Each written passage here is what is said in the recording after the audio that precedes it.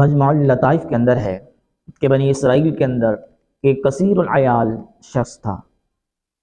اور وہ بیمار ہوا، جس کی وجہ سے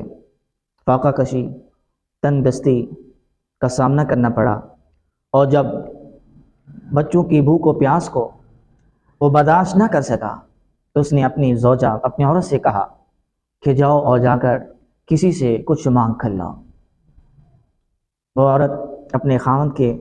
حکم سے گھر سے باہر نکلتی ہے اور ایک تاجر امیر شخص کے پاس جاتی ہے اور جا کر اسے کہتی ہے کہ ہماری حالت ایسی ہو چکی ہے، خدا را ہمارے ساتھ کوئی تعاون کرو، میرے بھوک کے بچے ہیں، میرے بچوں نے کھانا نہیں کھایا، اتنے دن سے فاقہ ہے، مہربانی کرو مجھے کچھ ادھار دے دو تاکہ میں بچوں کے کھانے کا بندوبست کر سکوں۔ اس تاجر نے جب اس کمزور عورت کو دیکھا، اس کی پریشانی کو دیکھا، تو اس تاجر نے کہا کہ ہاں میں تمہیں دینے کے لیے تیار ہوں، جو کچھ چاہو میں تمہیں دے سکتا ہوں، لیکن اس کے بدلے میں تمہیں میری بات ماننی ہوگی۔ برائی کی طرف اس نے مائل کرنا چاہا، برائی کی طرف بلایا، لیکن عورت نے کہا نہیں واللہ میں ایسا نہیں کر سکتی، میں ایسا نہیں کر سکتی۔ وہ چلی گئی اور گھر جا کر پہنچتی ہے، گھر جا کر بتاتی ہے کہ مجھے کچھ نہیں ملا، اور پھر دیکھتی ہے کہ بچوں کی بھوک و پیاس دن بدن بڑھتی چلی جا رہی ہے۔ پھر وہ اس تاجر کے پاس جاتی ہے کہ خدا کا خوف کرو، مجھے کچھ دے دو، میرے ساتھ تعاون کرو، میری مدد کرو تاکہ میں اپنے بچوں کے لیے کھانے کا بندوبست کر سکوں۔ تو عزیزان محترم، پھر کیا ہوتا ہے کہ وہ تاجر اسی بات پہ آ جاتا ہے کہ میں تمہیں سب کچھ دینے کے لیے تیار ہوں، لیکن تمہیں میری بات ماننی ہوگی، تمہیں مجھے خوش کرنا ہوگا، اس کے بعد میں تمہیں سب کچھ دینے کے لیے تیار ہوں۔ عورت پھر بھی نہ مانی اور چلی گئی، اور پھر جب بچوں کی حالت اس سے دیکھی نہ جا سکی، پھر عورت واپس پلٹ کر پھر اس تاجر کے پاس آتی ہے اور کہتی ہے کہ ہاں تم جو چاہتے ہو میں وہ دینے کے لیے تیار ہوں، لیکن یہ ہے دینے کے لیے تیار ہوں۔ پھر وہ اس کو علیحدگی میں لے جاتا ہے۔ جب وہاں جاتے ہیں تو پھر عورت جو ہے وہ کانپنا شروع ہو جاتی ہے، اس کے جسم پر کپ کپی طاری ہو جاتی ہے اور اس کو پسینے چھوٹ جاتے ہیں۔ وہ تاجر کہتا ہے کہ تمہیں کیا ہوا، ابھی تو تم بالکل تندرست،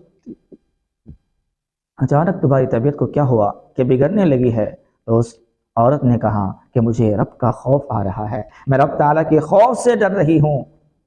اور اس کی خوف کی وجہ سے میرا بدن جو ہے وہ کانپ رہا ہے۔ جب اس تاجر نے دیکھا کہ اس حالت میں عورت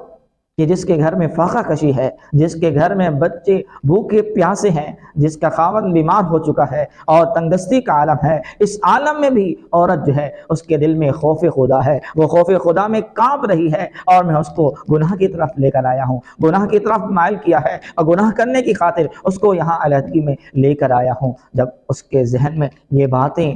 رواں دواں ہوئیں تو پھر اس نے کیا کیا، وہیں پر اس نے رب تعالیٰ کی بارگاہ میں توبہ استغفار کیا، اور پھر اس عورت کو بہت سارا مال دے کر جو ہے وہ گھر سے روانہ کر دیا۔ اور اللہ تعالیٰ نے پیغمبر وقت حضرت موسیٰ علیہ السلام پر وحی فرمائی اور فرمایا کہ جاؤ فلاں جگہ پر جاؤ اور فلاں جا کر فلاں بندے سے میرا سلام کہہ دو، اور جا کر اس کو کہو کہ رب تعالیٰ نے تمہارے گناہوں کو معاف فرما دیا ہے۔ موسیٰ علیہ السلام حکم خداوندی پا کر وہاں جاتے ہیں اس تاجر کے پاس اور اس کو رب تعالیٰ کا سلام دیتے ہیں، اور تاجر سے پوچھتے ہیں کہ تم نے کون سی ایسی نیکی کی ہے کہ رب تعالیٰ نے تمہارے گناہوں کو معاف بھی فرما دیا ہے اور تمہیں سلام بھی بھیجا ہے؟ جو جواب میں تاجر نے سارا واقعہ جو ہے وہ سنا دیا۔ عزیزان محترم، آقا علیہ الصلوۃ والسلام کا فرمان علی شان ہے، فرمایا کہ رب فرماتا ہے کہ میں اپنے کسی بندے پر دو خوف اور دو امن جو ہے وہ جمع نہیں کرتا۔ جو شخص دنیا میں میرے عذاب سے ڈرتا ہے میں اسے آخرت میں بے خوف کر دوں گا، لیکن جو دنیا میں میرے عذاب سے